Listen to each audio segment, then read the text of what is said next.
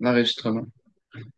Alors que je me répète, nous allons donc, comme nous ne sommes pas réunis depuis plusieurs mois, nous allons faire un survol des trois premiers chapitres de la Bhagavad Gita qui nous mènent jusqu'au sujet d'aujourd'hui. On est déjà à la mi-chemin du quatrième chapitre, alors quand on s'est laissé au mois de mai, c'est là où on était rendu. Et donc, c'est pas, comment dire, c'est pas facile de résumer ça, mais on va, pour se remettre euh, dans le bain, comme on dit, on va faire une tentative et survoler donc ces sujets-là. Peut-être que je pourrais solliciter votre aide aussi. Il y en a parmi vous, Pierre, Francine aussi, qui étaient des participants réguliers. Mais spécialement pour ceux qui se joignent pour la première fois, on va donc essayer de dire ce qu'il en est. Alors, la Bhagavad Gita, j'ai envie de demander à quelqu'un si en 2 minutes ou moins, ou 1 minute et demie ou moins, peut me dire ce quoi il s'agit. Qu'est-ce que la Bhagavad Gita? Soit Francis ou Pierre.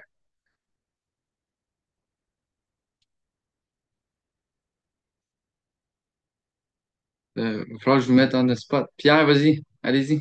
Francis le doyen go. Non, non, ben vas-y, Pierre. C'est toi qui. Non, non, non, j'insiste. Ben, il reste déjà juste 1 minute, là, j'imagine. C'est quoi? Ah! La Bhagavad Gita, c'est quoi? Ouais. C'est une conversation entre Krishna et Arjuna. Allez, ouais. Donc, autre chose, c'est une conversation. Ça fait partie. C'est un chapitre du Mahabharata. Hmm, effectivement, c'est un chapitre d'un autre livre qui est plus gros, c'est ça? Ouais.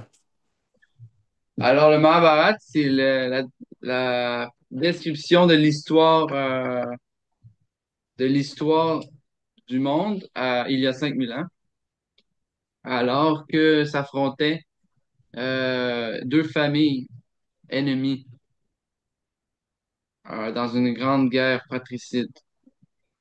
Alors, ces deux familles sont celles des Pandavas et des Kauravas.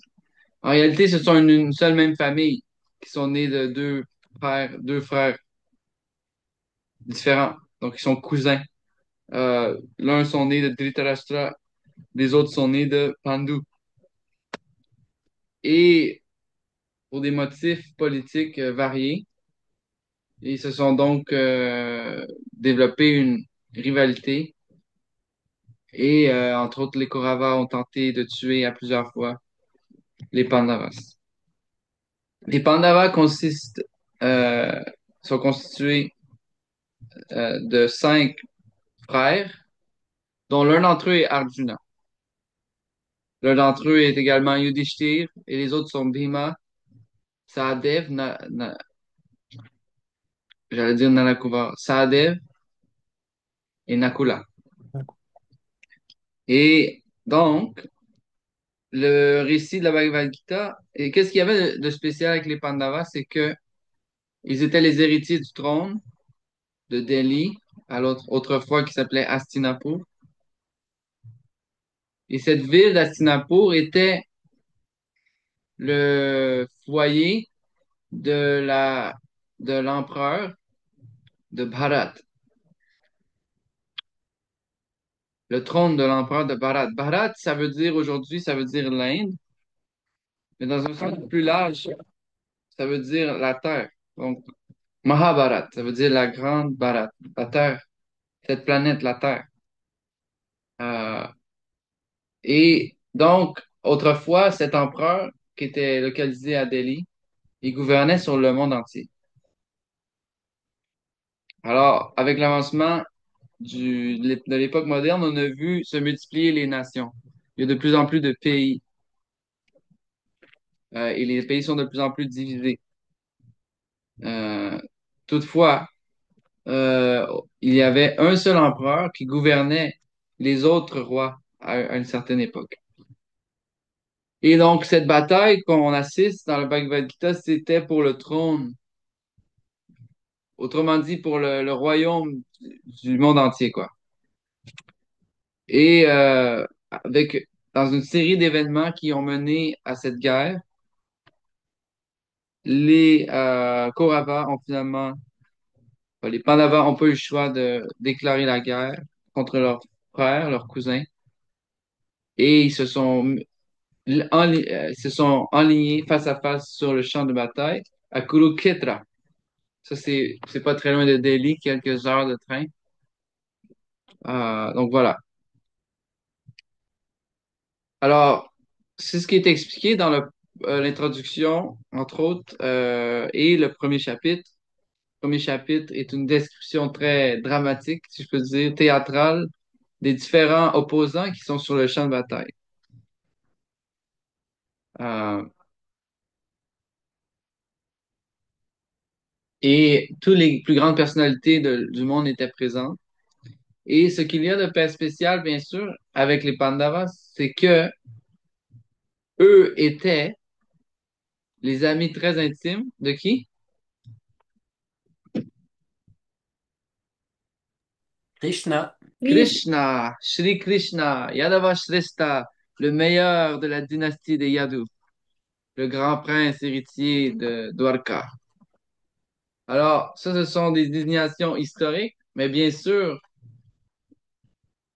pour les dévots, on peut comprendre que Yadava Shrestha, Nandanandana, Shri Krishna, Vasudev, il est le descendant, ou pas le descendant, il n'est pas le descendant de la personne, mais tout le monde est son descendant. Autrement dit, il est personne originelle, la personne suprême, et par sa volonté suprême, il est apparu sur Terre, dans sa forme originelle, hein? Vous comprenez? Donc, ce qu'on dit, Bhagavan, Shri Krishna, la personne suprême.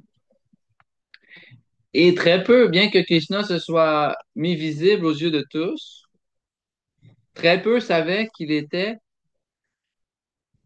ou pouvaient comprendre qu'il était la personne suprême. Alors, certains pensaient qu'il était un grand mystique, ou peut-être même l'incarnation d'un déva, d'un demi-dieu. Peut-être certains pensaient qu'il était un genre de magicien ou quelque chose comme ça. Mais très peu étaient ceux qui pouvaient reconnaître sa position originelle de la personne suprême. Et entre autres, parmi ces personnes, les 5 Pandavas, qui étaient des grands dévots de Krishna et leur tante Kunti, Maharani, et Bhishma, bien entendu, qui, en l'occurrence, sur le champ de bataille, se trouvait dans le camp ennemi, mais qui est un grand dévot de Krishna également. Alors ça, vous l'apprendrez plus en détail dans le Bhagavatam. Donc, très peu de personnes.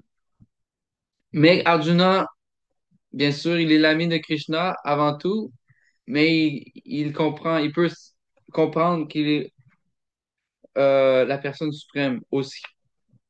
Alors, dans le premier chapitre, on voit que le cœur d'Arjuna, il est,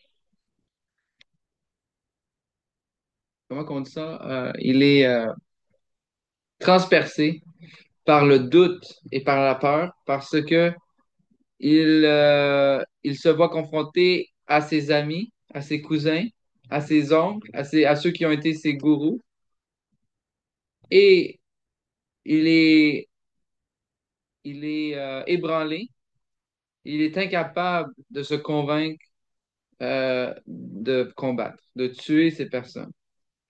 Alors qu'il lui a jamais été vaincu dans aucun combat. Dans ce moment fatidique, ce moment déterminant, par la volonté de Krishna, il est sombré sous l'influence de l'énergie illusoire et il a douté de son devoir, n'est-ce pas? Donc ça, ce qui constitue le, l'élément central de la Bhagavad Gita ou le point de départ. Et là, Arjuna avait choisi Krishna parce que Krishna avait promis qu'il ne se battrait pas dans cette guerre. Mais il a dit qu'il allait donner ses armées à un camp et allait être lui-même dans l'autre camp. Et lorsqu'il leur a donné le choix, Duryodhana, le fils de Dhritarashtra, a pris les armées de Krishna. Et lui, donc, a été dans le camp des Pandavas.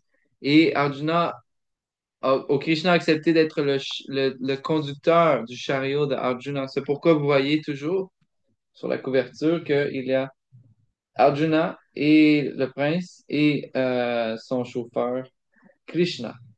Alors on comprend, c'est une position très humble d'être un chauffeur de chariot. Alors c'est la qualité de Krishna qu'il est Bhakta Vatsala. Il devient soumis à la volonté de son dévot. Bon, on a tous discuté de ces points déjà. En gros, c'est que donc il va être submergé dans le doute, Arjuna. Il va demander à Krishna de l'éclairer ou il va en appeler à son aide parce qu'il comprend qu'il est submergé dans une faiblesse morale et dans le doute. Il veut il veut sortir de son marasme. Il veut essayer de trouver la solution au problème auquel il fait face parce qu'il désire quitter le champ de bataille et s'en aller vivre dans la forêt, par exemple. Et donc, dans le deuxième chapitre, Krishna donne un survol de la Bhagavad Gita, puis il explique à Arjuna que s'il est tombé dans une pareille faiblesse, c'est parce qu'il est sous l'influence de l'illusion et que, en réalité, ces personnes qui considèrent ses cousins et ses parents ne sont nul autre que, en réalité, des âmes de nature spirituelle, tous et chacun éternels, et qu'il ne devrait pas se défaire ou abandonner son devoir simplement pour des considérations matérielles. Alors, c'est quelque chose d'inattendu, mais donc Krishna n'est pas d'accord avec le raisonnement d'Arjuna. Et donc, dans le chapitre 2, il va expliquer ce qu'on appelle le Sankhya Yoga, la distinction entre l'esprit et la matière. OK? Il va donc il va euh, élever ou ouais, instaurer Arjuna sur la plateforme spirituelle, lui rappelant qu'il est une âme avant tout. Et ensuite, le chapitre 2 survole les différents sujets. Donc, ça va parler de Samkhya Yoga, mais également de Karma Yoga. Alors, il explique à Arjuna le, les gloires d'agir dans son devoir ou son karma, en demeurant détaché des résultats, des fruits et de tout ce qui en ressort.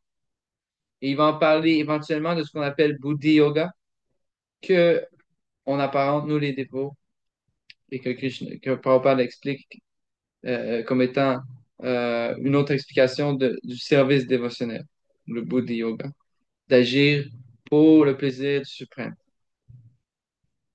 OK, donc c'était la réponse de Krishna à Arjuna. Et donc, essentiellement, la Bhagavad Gita, à partir du chapitre 3 à 17, plus ou moins, c'est une élaboration sur ces sujets-là. OK? Et on en avait parlé, mais pour qu'on commence à se faire une idée, vous voyez, plus on étudie, plus on le comprend, mais ça s'assimile graduellement. C'est que vous voyez, jusqu'au chapitre 6, on a des sujets euh, qui ont plus trait à l'action désintéressée, le karma yoga. Et ensuite, vous allez voir du chapitre 7 à 12, on a des sujets qui ont trait plus directement à Krishna et au service de dévotion. Ça, c'est la deuxième tiers.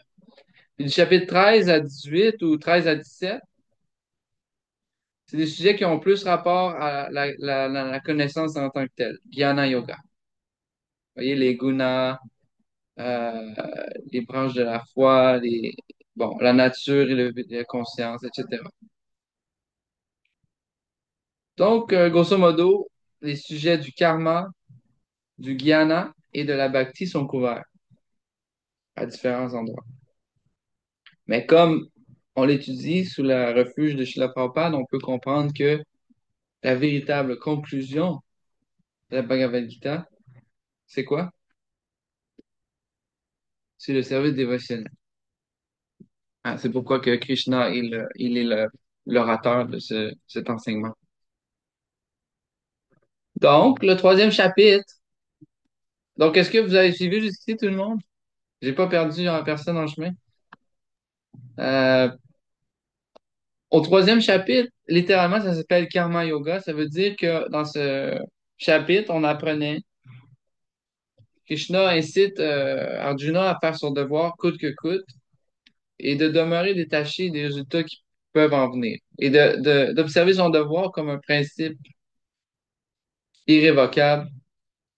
Il explique, entre autres, dans ce chapitre, ce qu'on appelle le cycle des yagyas, que à l'origine de la création, regardez, le Seigneur a implémenté parce que c'est en lien avec le sujet d'aujourd'hui, il a implémenté le cycle des yagyas, ou des sacrifices. Autrement dit, il a donné aux hommes, spécialement aux êtres humains, des actes par lesquels ils deviendront délivrés des chaînes de la matière. Donc, des yagyas ou des sacrifices qui vont leur donner tout ce qu'ils ont besoin matériellement et spirituellement. Et donc, il y avait une élaboration sur ça. Ça parlait des yagyas. Et, euh, et à la fin, et donc voilà, et plus spécifiquement, il parle de comment travailler en demeurant libre de toutes ces réactions. Et à la fin du chapitre, Arjuna a demandé une question importante. Et qu'est-ce qui pousse l'homme à agir contre son gré comme s'il était contraint? Autrement dit, il a dit, pourquoi euh, qu'est-ce qui me fait dévier de mon devoir si je dois faire mon devoir? Qu'est-ce qui nous fait faire qu'est-ce qu'on devrait pas faire, quoi? Alors, on a tous sans doute eu cette expérience-là, que on sait bien qu'est-ce que quelque chose n'est pas bien, mais on se voit le faire pareil. Euh, donc, ça, c'est un sujet important et Krishna avait expliqué de toutes sortes de façons comment on peut devenir, comment dire, il a expliqué comment on peut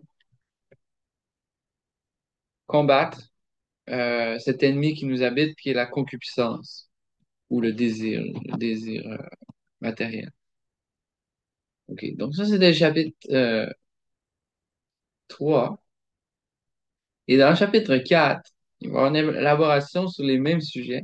Toutefois, jusqu'à maintenant, vous verrez que les 10 premiers versets du Bhagavad Gita, ben, du chapitre 4, nous ont expliqué davantage sur la nature de Krishna. Krishna, il dit, je suis venu en ce monde pour enseigner cette science encore et encore et encore. Et comme je l'ai fait dans le passé, je le fais encore aujourd'hui pour toi. Et Arjuna dit, mais comment ça, t'as enseigné ça auparavant? Mais je suis né comment dire, il dit, j'ai enseigné ça au dieu du soleil, mais il dit, le dieu du soleil est beaucoup aîné à toi. Comment ça se fait que tu as enseigné ça?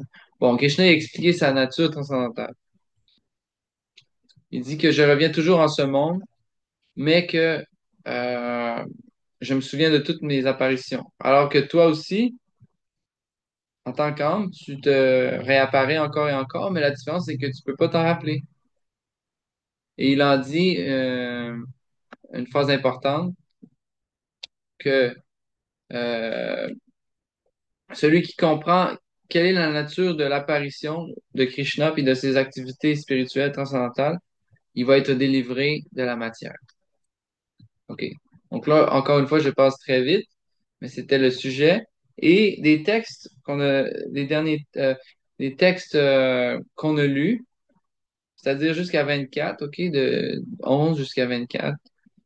Krishna a parlé de différents modes d'action Il avait, et dans les textes qu'on vient de lire, euh, la nature de l'action est fort complexe et difficile à comprendre. Donc, il avait élaboré sur le sujet du karma, justement. Et comment agir de telle sorte, alors là, c'est là que ça nous touche. C'est comment agir de telle sorte que on va plus engendrer de karma. Parce que c'était ça le doute d'Arjuna. Il voulait pas se battre parce qu'il pensait qu'il allait en enfer, quoi. Hein, il pensait qu'il allait avoir des réactions terribles et pour avoir tué les siens, et etc., etc. Et Krishna, lui, carrément, il a dit le contraire. Il dit non, si tu vas, te bats pas, tu vas engendrer des bien pires réactions si tu abandonnes ton devoir. Donc, il dit, c'est bien dur de comprendre la nature de l'action. Et il a expliqué qu'on devrait agir, bon, ici, vous voyez, sans désir de jouissance matérielle, détaché du fruit des actes, etc. Il se dit que celui qui agit dans une conscience spirituelle, avec la connaissance de l'absolu,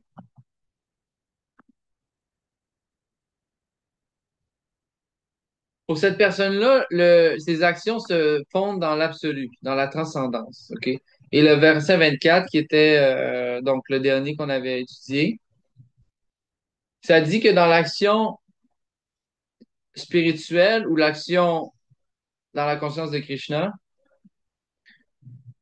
toutes les, comment dire, toutes les composantes, ici ça dit, dans lesquelles l'offrande, attends, un peu, c'est quoi que ça dit? L'offrande et la consommation de l'offrande,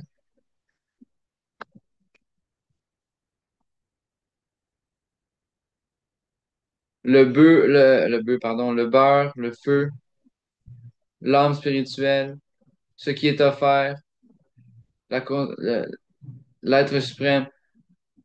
Tout, on engage des choses dans un esprit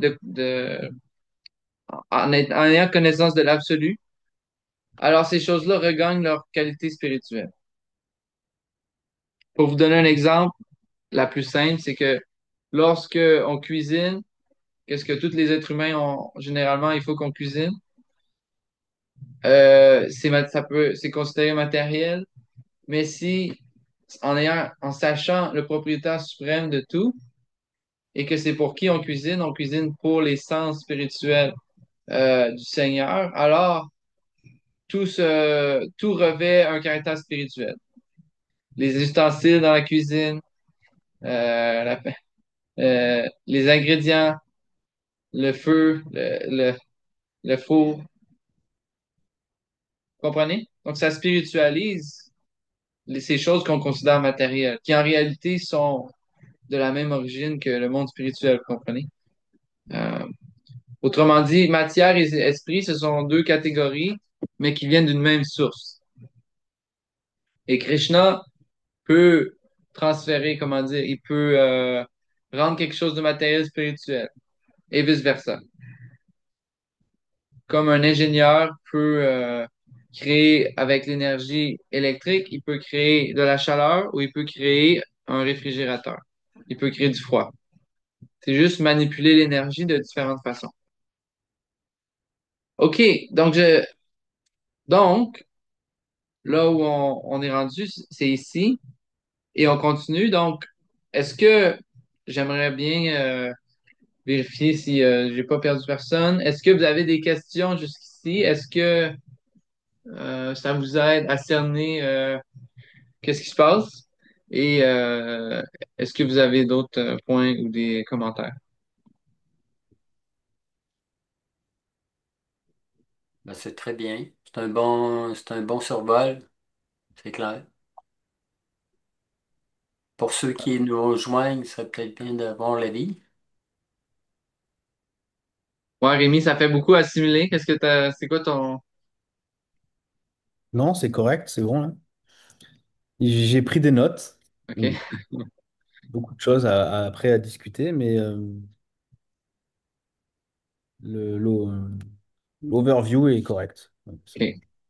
Bon, on peut réserver du temps pour plus de questions à la fin ou d'autres conversations, d'autres échanges. Mais bon, si je peux le résumer encore plus simple, c'est donc Krishna, pour le bienfait de l'humanité, il a mis Arjuna dans l'illusion et là, il lui explique la philosophie transcendantale pour le mener comment dire, à la réalisation de soi et comprendre comment agir dans ce monde et éventuellement l'amener à l'abandon à sa personne. OK? Bhakti Yoga.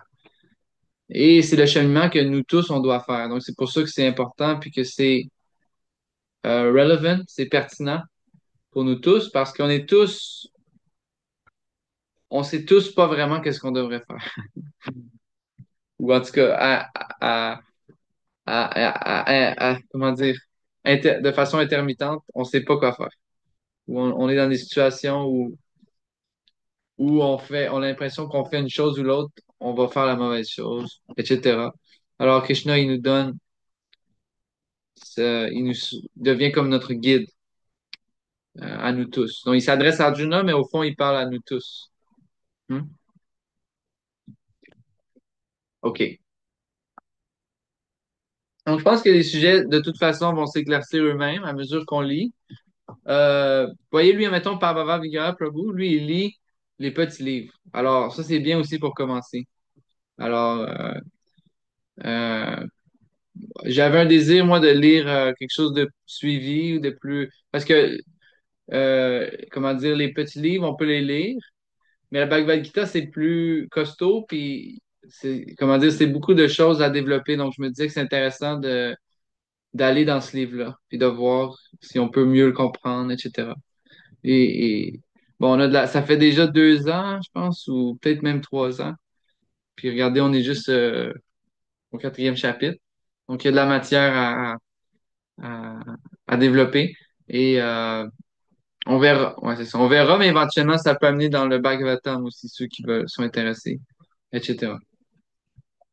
Mais donc, ce que je veux dire, c'est que dans chacun des purports de Prabhupada, de toute façon, il y a toute la philosophie est là. Donc, c'est un peu indépendant aussi, même si on lit une section ou l'autre, autrement dit, ça va enrichir notre réflexion. Puis si vous, à la maison, par exemple, vous voulez lire le début ou d'autres sections, ben, vous êtes bienvenus.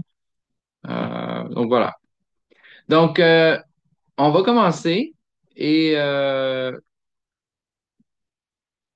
Krishna, il commence à parler aujourd'hui de pendant 8 versets, il vient de parler que certaines activités sont de nature spirituelle et il délivre leur acteur et les purifie et qu'on peut agir dans ce monde en étant libre, demeurant libre du karma. On peut agir d'une faction que c'est comme si on était dans l'inaction. Bon. Là, ici, dans les 8 prochains slokas, il va décrire différentes formes de Jagya, qu'on appelle, on en a parlé plus tôt, Yagya.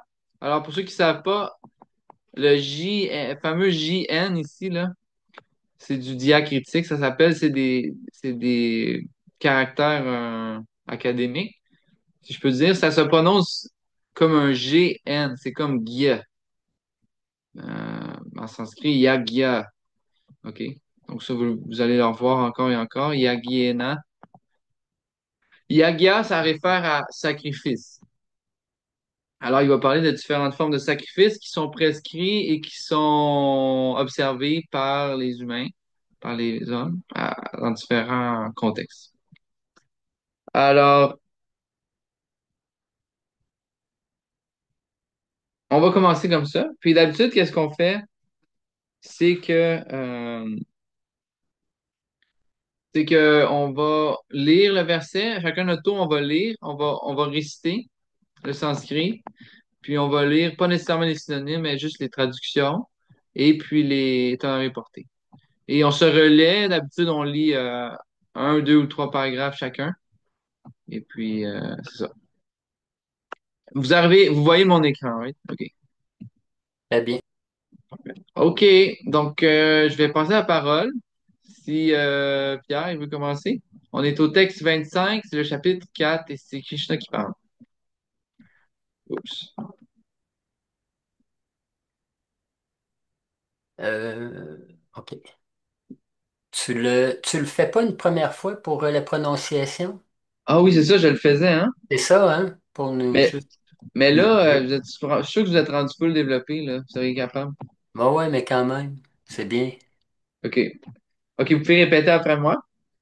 C'est Devam eva pareyagyam Devam eva pare yajnam, yogina paryupasate yoginaha paryupasate, brahmagna va pareyagyam brahmanagnyava pare yajnam, yagyena evopajuvati. yajne naivo pajuvati. Ce J-là se prononce comment en plein milieu comme ça? Un, Comme un J. un J, parfait. Ouais.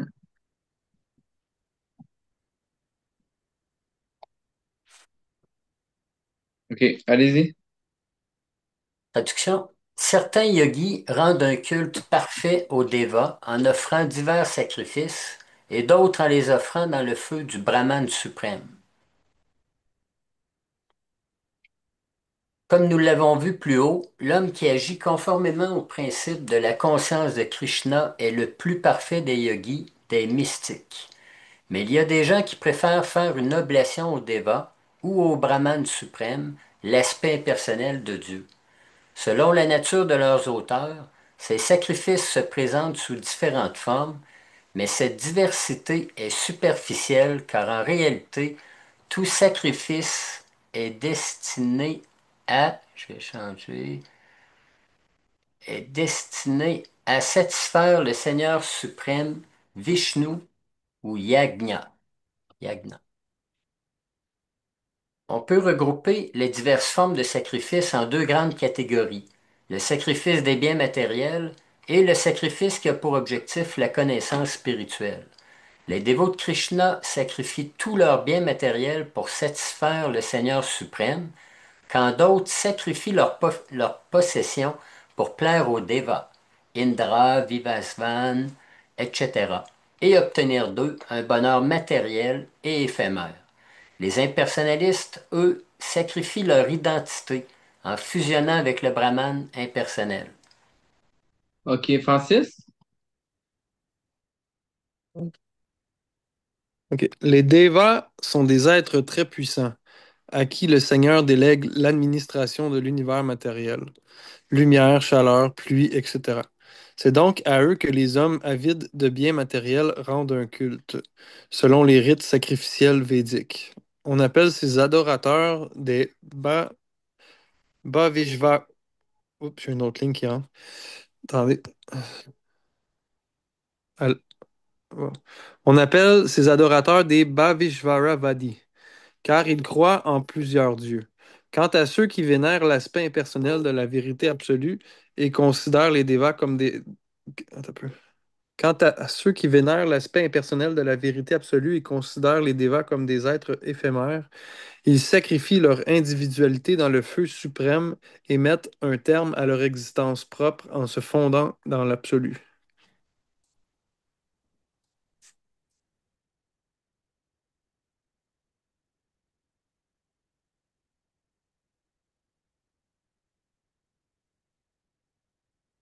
Ils passent leur temps? Oh, t'es sur mute. Désolé. Ils passent leur temps en spéculation philosophique à essayer de comprendre la nature transcendantale du suprême. En d'autres termes, l'homme avide du fruit de ses actes sacrifie ses biens afin d'accroître des plaisirs matériels, tandis que l'impersonnaliste sacrifie, lui, son identité matérielle afin de se fondre dans l'existence de l'absolu. Pour ce dernier, le feu de l'autel du sacrifice est le Brahman suprême, et l'offrande, le moi que consume le feu du Brahman.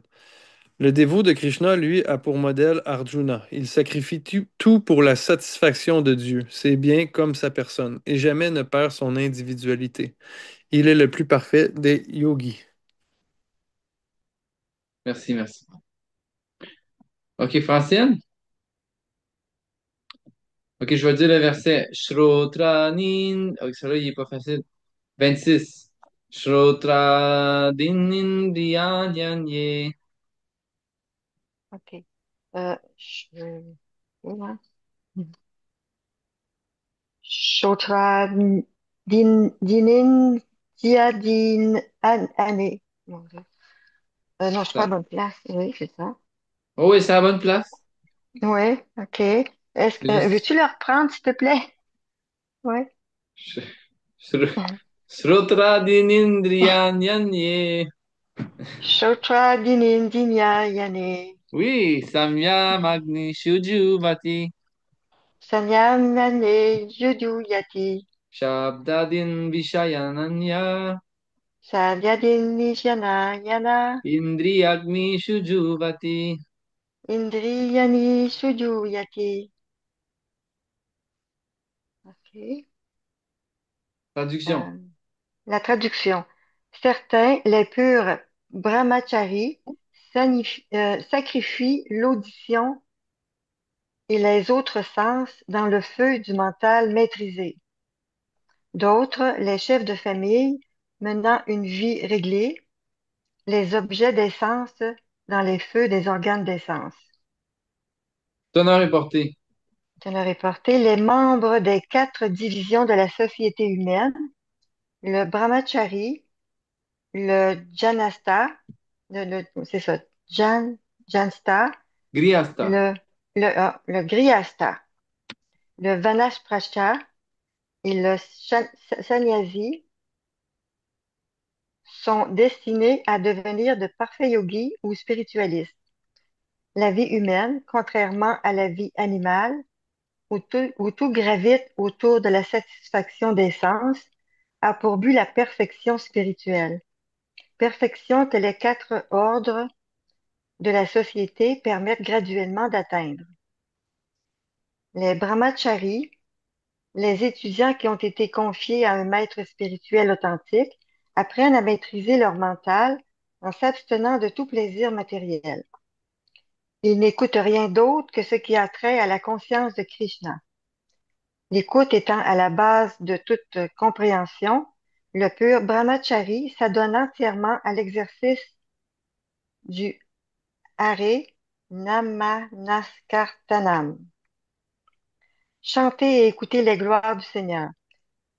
Il s'abstient volontairement de prêter l'oreille au son matériel et se concentre sur la vibration sonore et transcendantale du mantra Hare Krishna. Ok, je vais laisser le dernier pour Rémi, s'il veut Oui. lire.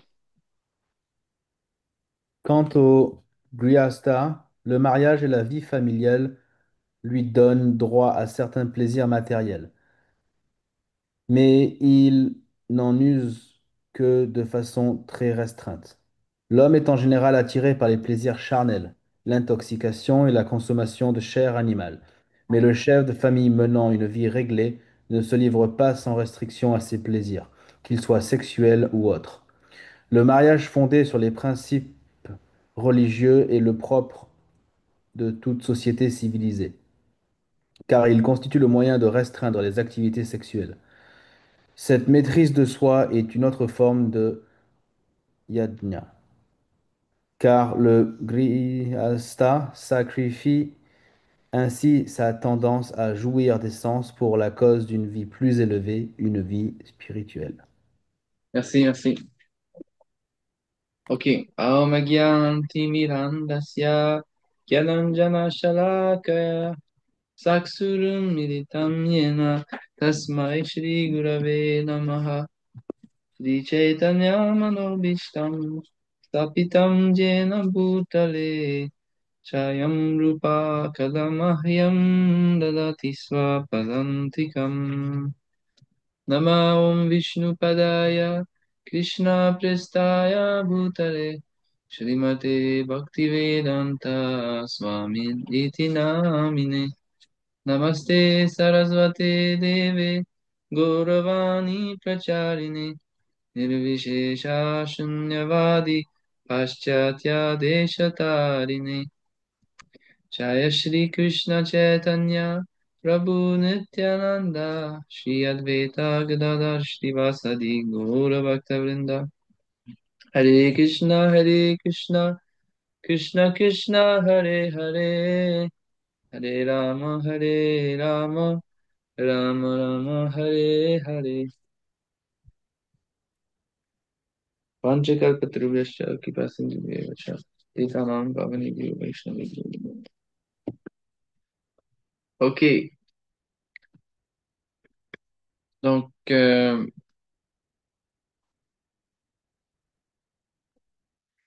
donc différentes personnes, selon leur conception, ils s'engagent dans différents sacrifices, n'est-ce pas? Alors,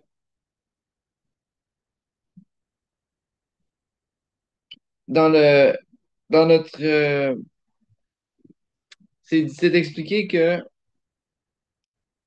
on en avait vu plus tôt dans les autres chapitres, la vie humaine, elle est constituée pour faire des sacrifices. C'est la différence entre les êtres humains puis les sociétés des animaux, par exemple. Les humains peuvent concevoir quelque chose de supérieur à manger et dormir, à la vie matérielle. Et, euh, et donc, ces yagyas, pardon, ils se manifestent de différentes formes. On l'avait vu dans un autre chapitre pour les personnes en général, c'est recommandé de faire le panchayagya, ça veut dire 5 sacrifices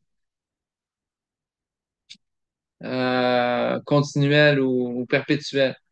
Je me rappelle plus les 5, c'est Brahma Yagya, ça veut dire étudier les écritures sacrées, recevoir des invités, c'est une forme de yagya, de sacrifice.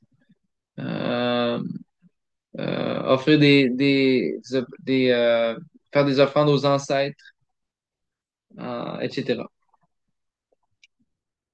Mais Prabhupada, il l'a expliqué ici, en gros, si on le simplifie, superficiellement, il existe une diversité de sacrifices, mais ultimement, le but de tous les sacrifices, c'est de satisfaire à Vishnu, qu'on appelle aussi Yagya.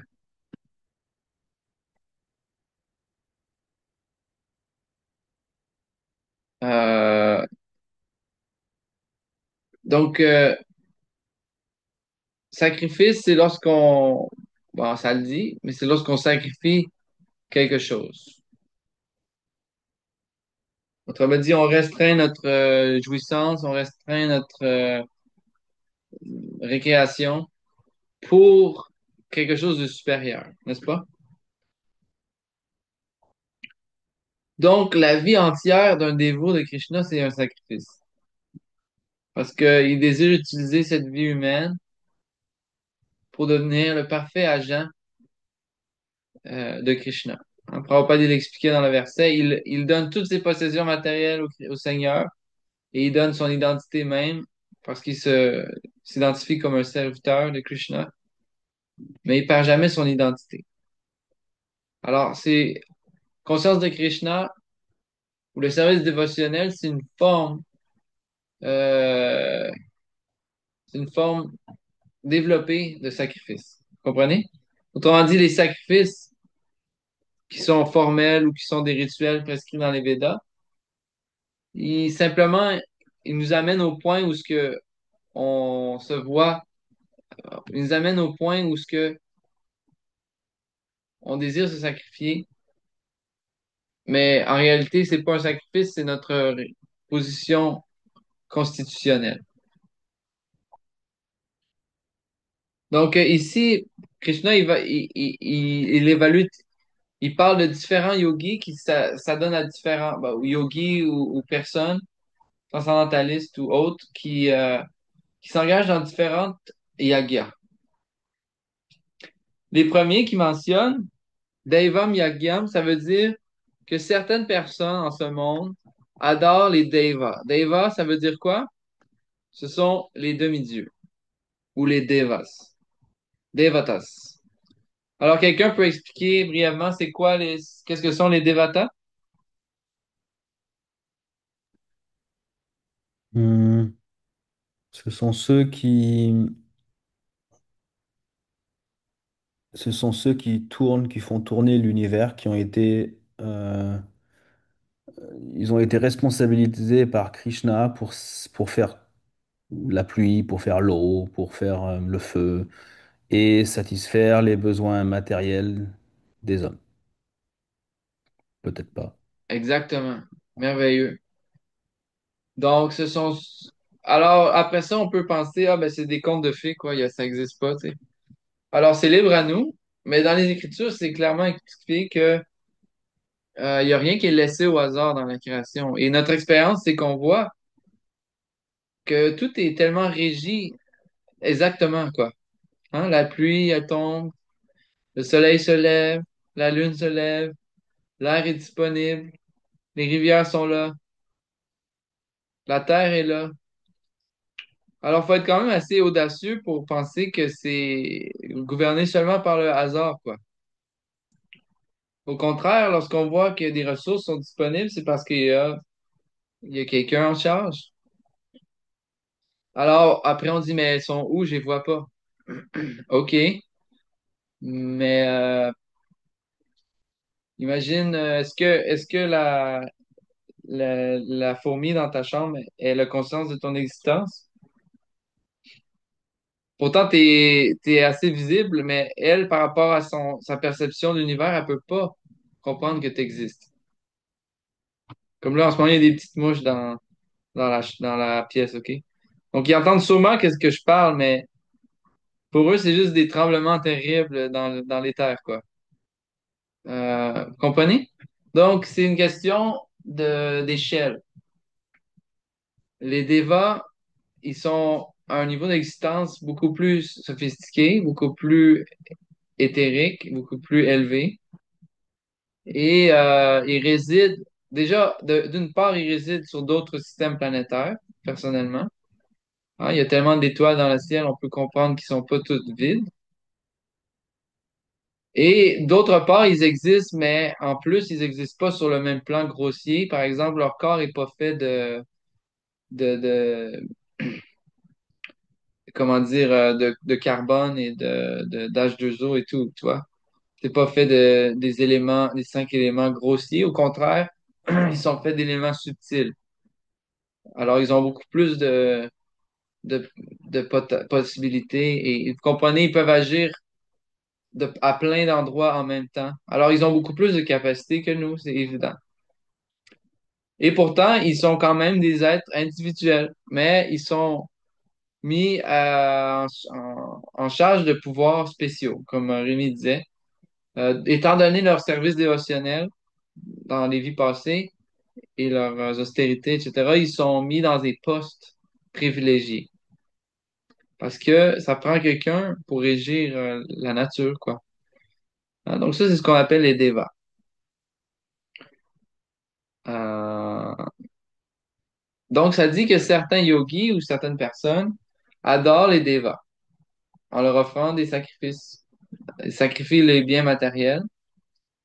Euh, et, et les deux qui sont mentionnés ici, Devam, et d'autres adorent, donc certains adorent les demi-dieux et certains adorent Brahman ou l'absolu impersonnel. Hein? Donc, généralement, pour qu'on aille à l'esprit, ceux qui adorent les devas, on doit comprendre que c'est expliqué. Euh, Kamam stasita detagyana prapadyante anya devata. Dans le chapitre 9, on va l'étudier. Krishna dit ceux qui s'abandonnent aux devas, qui se dévouent aux devatas, c'est parce qu'ils sont menés par les désirs matériels. Alors, généralement, ils demandent pour de de belles opportunités matérielles, une bonne santé, une bonne intelligence, une bonne épouse, un bon mari. Et c'est pas camouflé, quoi. Une fois, j'avais été dans un temple hindou et je me rappelle, ils chantaient les versets Rupam Dehi Danam Dehi, ça veut dire donnez-moi la beauté, donnez-moi la richesse. Euh, donc, généralement, ces personnes offrent leurs ressources matérielles pour plaire aux dévas, aux demi-dieux. Alors, c'est pas très répandu dans cette partie du monde, mais encore le jour du Ratha ou peut-être quelques jours avant ou après, le temple hindou là-bas faisait euh, Kali ou Deva ou Durga Puja. Alors, ils adorent la déesse Durga qui est superviseure du monde matériel. Alors, généralement, ils l'adorent pour la richesse, pour le plaisir matériel. Alors, les personnes donnent des dons pour son puja, pour son festival. Ils vont la voir. Vous voyez? Donc, it's going on, comme on dit. Et souvent, je vois récemment des photos du Ganesh Chaturthi. Alors, il y a un grand festival pour Ganesh, etc. Celui qui remove, qui retire les obstacles. OK, donc, Devam, Yagyam, Yogina, ils adorent les Devas pour essentiellement obtenir des bienfaits matériels. On les appelle, et c'est de là que vient généralement la conception très répandue que dès que vous dites à quelqu'un que vous allez au temple ou que vous vous intéressez à Krishna, hein, les gens ont l'impression que la culture védique ou hindoue, entre guillemets, c'est une culture polythéiste, n'est-ce pas? Vous avez entendu ça?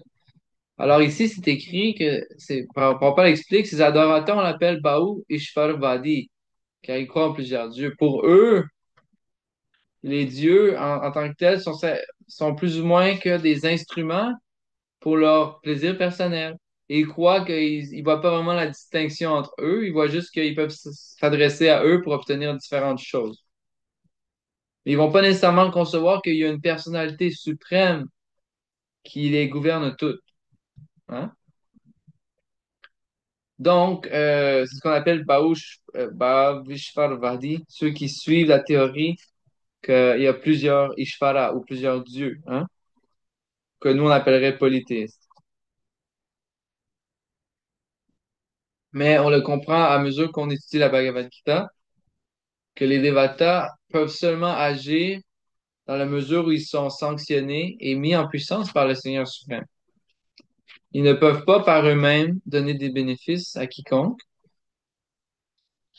mais c'est en réalité Vishnu qui donne ces bénéfices. Ils sont simplement les agents. Et c'est Vishnu qui donne la foi dans les demi-dieux aussi, dans le cœur des personnes. Alors, il faut savoir que les bienfaits qu'on obtient des devas aussi, ils sont temporaires, hein. Ils appartiennent au monde matériel. Hmm, éphémère.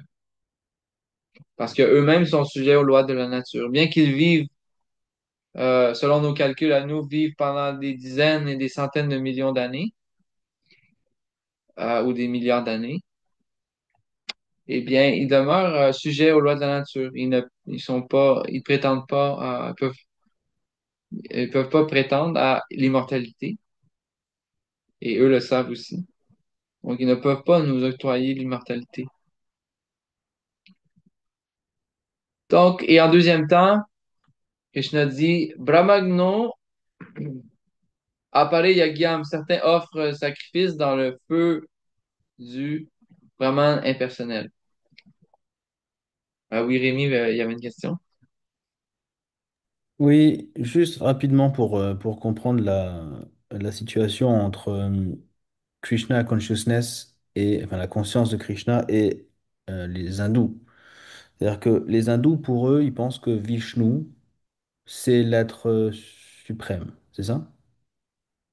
Certains hindous, parce que c'est ça, quand on dit hindou, c'est très vaste, puis ça englobe beaucoup de courants et de philosophies et de groupements, et, tu vois? Mhm. Donc, ça va dépendre. Mais disons que peut-être que j'aurais pas assez de contexte social pour te dire qui pense quoi. Mais Mhm. disons que le plus répandu de ce que je vois ou comprends, Et c'est l'héritage qu'on a reçu là, des impersonnalistes de Shankaracharya.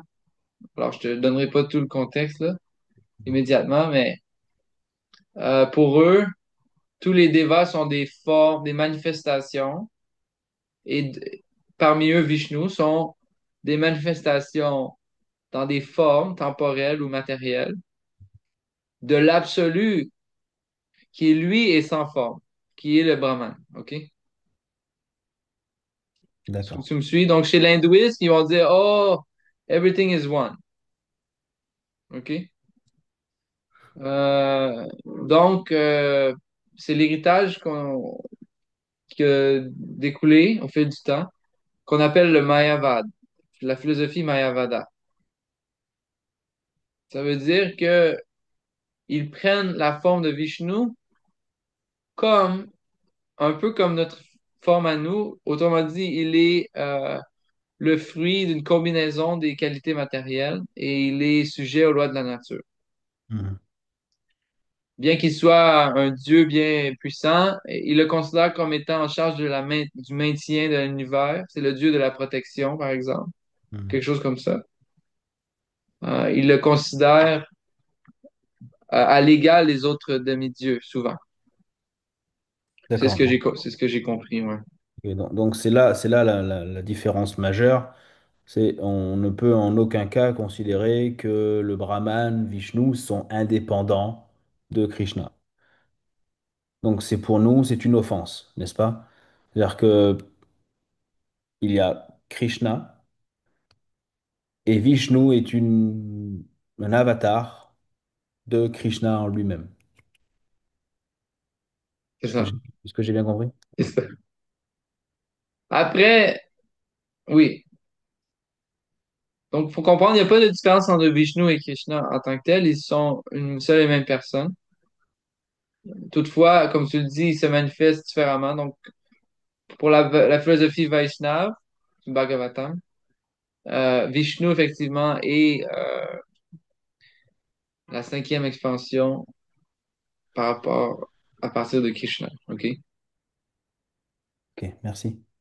Mais c'est une bonne question. Donc, mais c'est pas notre philosophie, c'est écrit dans les Puranas. Alors, j'ai pas le verset exactement, mais ça dit celui qui considère, ben, c'est l'une des offenses dans les chants du Saint-Nom, c'est de penser que les dévas sont sur le même niveau que Vishnu, ou que le nom de Vishnu est égal au nom des autres dévas. Mais donc, Hmm. ouais, donc c'est ça. Donc, et c'est la philosophie qui est décrite dans le Bhagavad Gita aussi. À mesure qu'on l'étudie, on va le voir. Mhm. Mais plus spécifiquement dans le Bhagavatam, avec de plus grands détails. Ok, merci. Ouais, ouais, ouais. Donc, ben, bien sûr, il y a beaucoup de courants Vaishnav aussi en Inde, tu vois. Euh, Par exemple, dans le sud de l'Inde, il y a beaucoup de dévots de Vishnu, hein, de nombreux dévots, et il a un sampradaya, etc. Donc, ouais, ben, peut-être je vais conclure avec ça. On pourra peut-être pas couvrir l'autre verset, mais donc, en le deuxième temps, ça dit que dans le feu du Brahman, certains offrent, s'offrent eux-mêmes dans le feu du Brahman suprême. C'est une forme allégorique pour expliquer que certains désirent tout offrir au Brahman impersonnel. Ils voient le Brahman comme la manifestation ultime de l'absolu. Alors le Brahman, c'est quoi? C'est quelque chose qu'on peut pas décrire. C'est une lumière. C'est partout présent. C'est présent éternellement. Et c'est le support de tout ce qui existe. Hein? Ça, c'est le Brahman.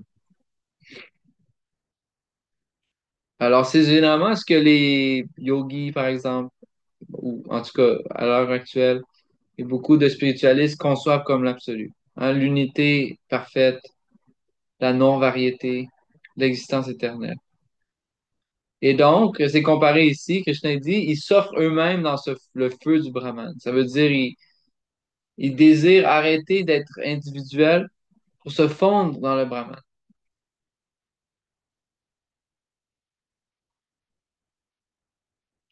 Alors, c'est un sujet qui mérite d'être élaboré.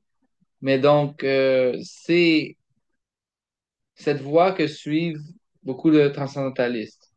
Et donc, dans le chapitre plus tard dans la Bhagavad Gita, vous verrez, Arjuna demande la question carrément. Il dit, est-ce que Krishna, certains t'adorent dans ta forme personnelle et certains adorent la forme non manifeste du Brahman? Lequel est le meilleur? C'est dans le chapitre 12. Bon, je vais pas vendre le punch, euh, mais bon, là, vous verrez par vous-même. Vous pouvez le lire. Mais Krishna explique que c'est bien dur de suivre cette voie de l'impersonnalisme. OK. Donc, je crois qu'on avait beaucoup de matériel à, à, à compacter dans cette brève réunion. Alors, après de nombreux mois euh, séparés. Donc, je pense que c'est bon, déjà pour là. Mais donc, si on se récapitule, donc Krishna ici, dans ce chapitre, explique la connaissance transcendantale et que par en agissant euh, dans la connaissance, on peut se libérer des réactions. Et dans cette section, les 8 versets qu'on va étudier, il écrit différentes formes de yagya que les personnes exécutent. Hare Krishna. Donc, est-ce qu'il y aurait quelques mots de la fin ou des questions ou des commentaires? Est-ce que tu peux nommer les êtres qui ne sont pas, qui sont mortels, qui ne sont pas mortels? Parce que là, tantôt, Rémi posait la question, tu sais, Vishnu, c'est une émanation de Krishna. Shiva, c'est particulier aussi. Peux-tu juste Ouais, mentionner les quelques-uns qui sont connus puis qui sont mélangés là, avec les dévas rapidement? ouais. Donc, ça dit que ben, tous les êtres sont éternels, c'est ça le point, mais toutes les formes de vie, mais les êtres conditionnés, on les appelle Jiva Bhuta ou les Jiva. Donc ça, c'est nous, ceux qui ont oublié leur position constitutionnelle, on est conditionnés par les lois de la nature. Ça veut dire la naissance et la mort, etc. On peut pas faire ce qu'on veut, on est limité. Donc, c'est nous tous qui avons pris naissance dans ce monde. C'est simple. De la plus haute planète à la plus basse.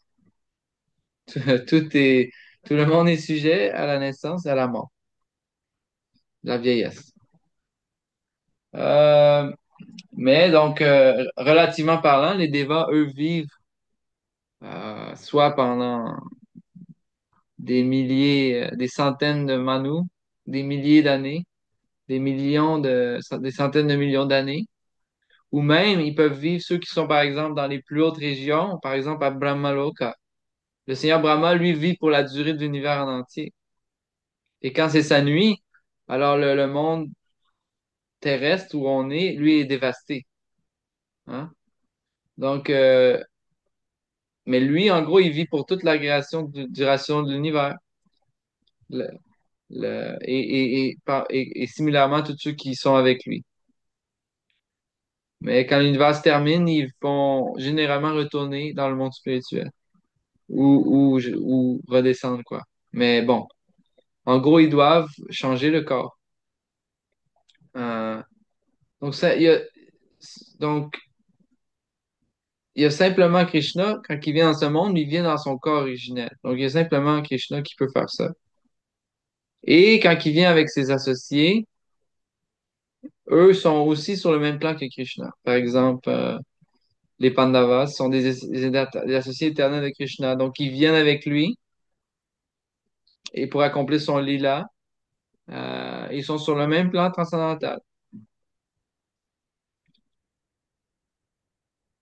Après, pour vous dire s'ils sont dans leur corps transcendantal, je pourrais pas, je sais pas si je pourrais vous le dire assez bien.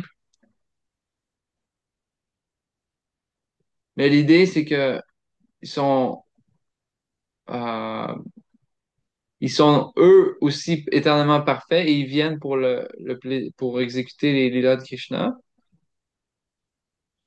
Et vous parliez, mais donc, essentiellement, ils sont pas des jiva atma. Ils sont des jiva, mais libérés. Ils sont nityasiddha. Ils sont éternellement libérés. Donc, ils sont dans la même catégorie que nous, mais ils sont éternellement libérés. Ils ont atteint la perfection. Donc, deux types d'âmes sont là. Ceux qui sont éternellement conditionnés, comme nous, ceux qui sont éternellement libérés. Euh, et pour conclure, ben, vous disiez le Seigneur Shiva. Le Seigneur Shiva possède sa catégorie propre. Il est spécial parce que on ne peut pas dire qu'il appartient au monde matériel. Et à la fois, il est différent de Vishnu en tant que tel. Alors, il est considéré ça dit que son domaine se situe entre Devidam, ou ce monde matériel, et Haridam, ou le monde spirituel en tant que tel. Et son domaine, on l'appelle Kailash, euh, Maheshdam. Alors, c'est un endroit qui est situé entre le monde matériel et spirituel. Euh, alors, c'est un peu technique, mais c'est pas facile à comprendre la conclusion alentour de la philosophie de Shiva. Mais on peut dire qu'il est effectivement spécial. Le Brahma Samhita dit il est comme une transformation de Vishnu, en quelque sorte. Donc, il est spécial. Et il existe éternellement aussi dans son domaine, de Maheshtam. Donc, il a une forme éternelle aussi. Ouais, c'est ça. Ok. Donc, pour résumer, donc il y a les deux types. Tu as ceux qui abandonnent leurs biens matériels pour Krishna. Donc, ceux-là, ce sont ah, les... Ah, j'ai oublié le nom. Euh, Ok, c'est pas grave. j'ai oublié le nom. Comment on les appelle, ceux-là? Bon, je sais plus. Et la deuxième catégorie, ce sont ceux qui ils s'offrent eux-mêmes pour, pour être dans le feu du Brahman. D'accord? Mais quand ils s'offrent dans le feu du Brahman, c'est-à-dire quoi? C'est-à-dire qu'ils se tuent, ils veulent devenir, ils sont impersonnalistes, mais ils veulent devenir un seul, ils veulent devenir un avec l'impersonnalisme. C'est ça? C'est exactement ça. C'est exactement ça. T'as compris vite. Je suis abasourdi. C'est-à-dire qu'ils se tuent, c'est-à-dire qu'ils se tuent, ils sont prêts à se tuer pour devenir dans le Brahman. Non, mais Ou- écoute, ce désir est là en nous aussi. C'est d'une part, 99% des gens ont désir jouir quoi, jouir du bon matériel. On veut être confortable, on veut du plaisir des sens, on veut faire qu'est-ce qu'on veut. Tu vois. Mais parmi des millions de personnes comme ça, il y a une personne qui se rend compte que c'est la misère dans mon matériel, puis il veut être libéré, tu comprends? Alors, dans les phases initiales, si quelqu'un n'a pas ass- une information complète ou s'il n'y a pas un bagage de ce qu'on appelle de crédit dévotionnel, entre guillemets, alors il y a une tendance à l'impersonnalisme. Ça veut dire que, et c'est très commun, quoi. Je veux dire, alors pour eux, oui, c'est une forme de suicide, comme tu le dis, c'est une forme de suicide spirituel. Alors j'ai vu récemment dans un des livres par les dévots de Prabhupada, c'est vraiment intéressant. Et c'est comme un prisonnier. Parce qu'on est prisonnier ici, quoi. On doit mourir, c'est comme, on a plein de conditions, quoi. Donc, c'est comme un prisonnier que, à place de penser à s'évader ou à devenir libre, quoi, mettons finir sa sentence ou devenir un bon citoyen, ben, il est dans sa prison puis il pense à se suicider, tu sais. Parce qu'il veut pas vivre ça. Donc, l'impersonnaliste, oui, c'est celui qui veut anéantir son identité matérielle sans prendre refuge de son identité spirituelle, euh, sans se mettre au service éternel de Krishna. Donc, c'est un désir qui est là, c'est d'anéantir son existence. On comprend en philosophie que c'est impossible parce que l'âme est éternellement individuelle. OK? Toutefois, c'est un désir et Krishna peut réciproquer avec ce désir aussi. Hein? Ceux qui conçoivent comme ça puis qui désirent ça, il peut leur donner ça. Ils peuvent se fondre dans le Jyoti, le Brahman qu'on appelle, qui est une lumière illimitée, OK? Et dans ce lieu, il n'y a ni activité, ni variété, ni identité, etc. Mais c'est pas une plateforme de félicité, c'est simplement une plateforme de non-souffrance, hein? On pourrait appeler ça nirvana ou, tu vois? Ok. Tu vois? Donc, oui, tu sais, c'est un désir de terminer la souffrance qui se manifeste comme ça. D'accord. Tu vois? Mais si quelqu'un a plus d'informations, il comprend qu'au-delà de cette libération, il existe un autre domaine complètement distinct du domaine matériel où on est réinstitué dans une identité éternelle.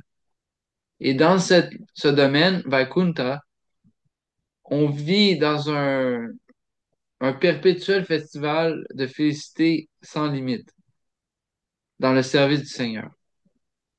Et ça, c'est la vraie position éternelle. Mais du Brahma Jyoti, c'est décrit dans le Bhagavatam, Aruya Krikchrena Param Padam Tata Patantyadi Nadrita Yusmad Angrayaha.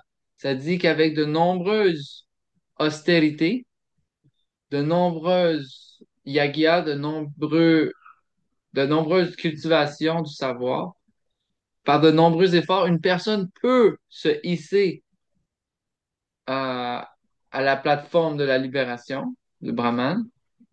Toutefois, cette personne, inévitablement, doit retomber dans le royaume matériel parce qu'elle n'a pas trouvé refuge dans les pieds par le lotus du Seigneur. Elle n'a pas trouvé de refuge dans le monde spirituel ou sur les planètes spirituelles. Donc, Prabhupada, il dit 99,9% de ces âmes qui sont dans le jyoti, à un moment ou à un autre, elles vont venir dans le monde matériel pour expérimenter la variété puis le plaisir. Parce que ça devient trop dol. En français, comment qu'on dit dol? Ça devient trop ennuyeux, quoi. Non, du coup, c'est pour expérimenter la souffrance. Parce que s'ils redescendent dans le monde matériel, c'est plus du plaisir, c'est de la souffrance, non? Oui, mais il y a